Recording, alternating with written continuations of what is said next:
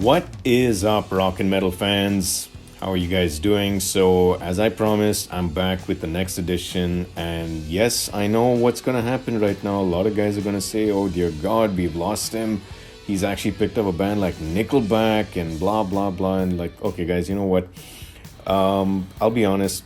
There are many things about what Nickelback has done in terms of, just, well, let's specifically say Chad Kroger or, like even some of the songs that they've created, which I'm not too much into. But I think overall they're a solid band. I think they're a great rock band. I think they know their audience. They've really delivered some strong performances and overall. So I think the merits just outweigh the demerits in a huge margin. So look, if you guys are not in a Nickelback, it's fine, guys. I totally respect that. You guys don't like the band, cool. So I would say just spare yourself. Just pause right here. Don't continue with this video. For the rest of the guys who want to know more about Nickelback and want to get into knowing where can they start and get a sense of what records they can actually listen to, then this is for you. So I want to start off with this album, which is considered to be their best album, which is All the Right Reasons.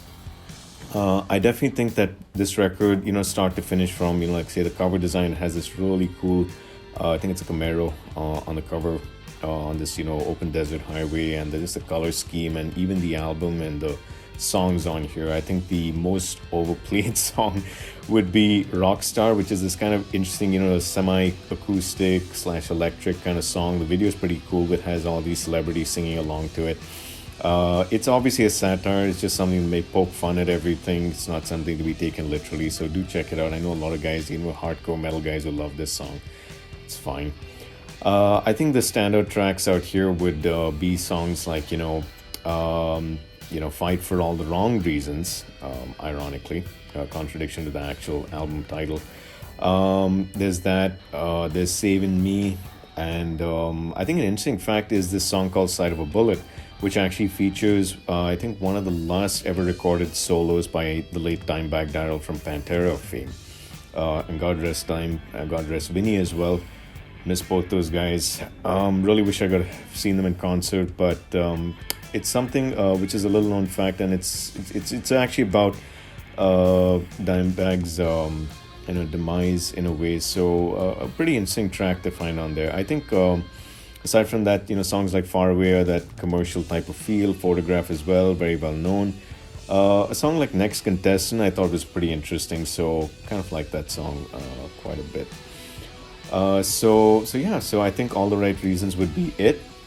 I think the next record that I would probably pick would have to be this one. Excuse me.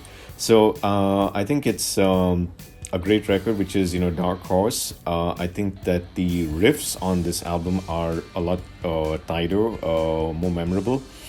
Yes, Nickelback has this habit of sticking to very fixed theme. Now you guys might say, well, don't a lot of rock and roll guys sing about that, like about sex, drugs, rock and roll, drinking, and all that? Yeah, they do, but I mean, you could see a little more variety in terms of the lyrics and themes of songs and so on. And Nickelback, has done extremely well, and they have, and not to say they haven't, but they have gone into other areas. So it's obviously things to do with social causes and all that.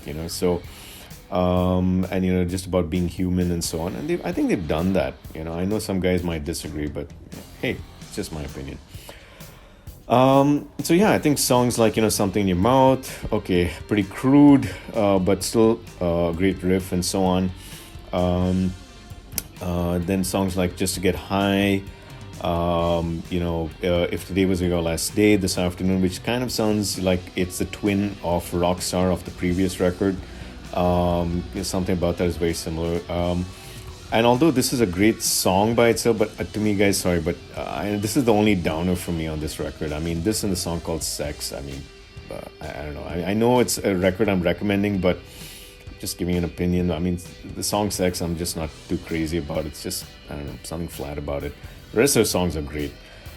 This other song I was just mentioning was Shaking Hands, which actually sounds like, Nickelback wanted their version of Def Leppard's song Pour Some Sugar on Me, and they happen to be working with Mutt Lange, I think. So Shaking Hands is so similar to, Pour Some Sugar on Me that, on the one hand I like it, on the one hand I don't, but I could still forgive it. It's still a good song by itself, so yeah, I'll let that slide. But yeah, definitely check out Dark Horse. I think it's a great record overall.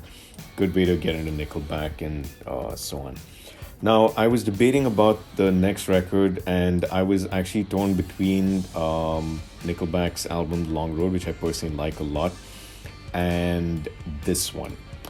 Why did I choose Feed the Machine? Well, I think Feed the Machine from several points of view. So I think if I had to pick a few reasons, is that one is in terms of its continuity, in terms of being in the same vein as All the Right Reasons and Dark Horse. I think No Fixed Address and Here and Now, if I'm not wrong, was the name of another album of theirs.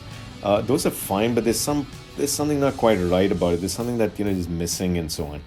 I think Feed the Machine kind of revives the sound and comes more in the vein, as I said, of All the Right Reasons and Dark Horse. So I think songs like obviously the title track Feed the Machine, Coin for the Ferryman, Song on Fire, Must Be Nice.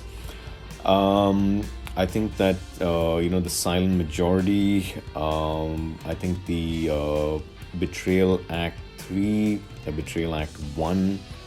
Where the Betrayal Act 2 is, I have no freaking clue. But hey, that's just the way they structured it. But I think those two things, the Betrayal Acts 1 and 3 are pretty good. I mean, again, if some guys are more hardcore Nickelback fans, maybe you might be able to shed some more light on this as to why it was structured this way. But that, For the River, After the Rain, I think there's something pretty interesting. There's something,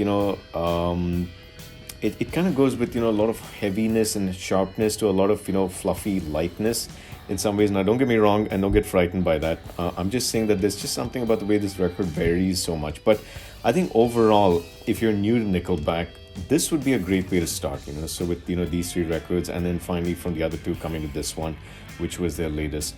So guys, that's just my view. You don't have to agree with me, and guys who don't like Nickelback, no problem, all respect to you guys. And look, I mean, I just like them. Don't like everything of theirs, but I think most of it I'm pretty okay with. I still like Chad. I think he's a great frontman. Like the rest of the guys and all that, they seem pretty cool. So let's see where Nickelback goes from here. But that's the thing. Let me know what you guys think in the comments below, and I will see you soon, guys. Rock on.